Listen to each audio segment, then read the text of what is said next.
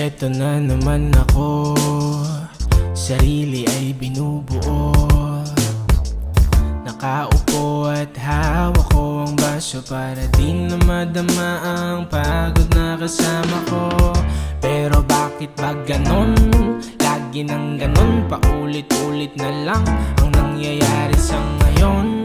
Gusto ko nang takasan ng lahat, pero parang di sumasang-ayon sa akin ang panahon. Matumal man sa ngayon, pero di ako susuko. Ilang beses man na madapa, tatayo ako at alam mong hindi na ako guguho. Madami man akong napatunayan ay hindi pa rin sapat. Kaya ko na mag-isa, kaya huwag ka nang mag-alala. Lilipas din ang pagod, hirap na nadarama. Kasi ayos lang, ayos lang, ayos lang.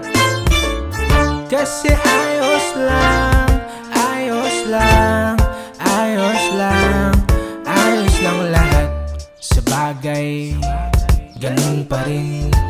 Di makatakas kahit na anong gawin. Laging bitin, ngunit hindi ako bibitaw. Magkumot na lang kung laging giniginaw.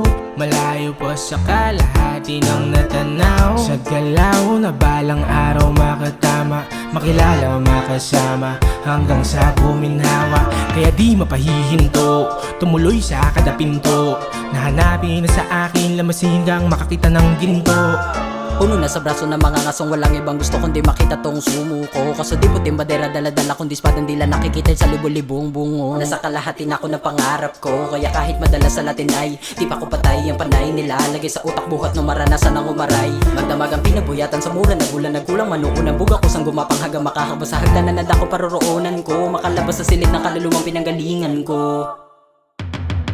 Madami man akong napatunayan ay hindi pa rin sapat.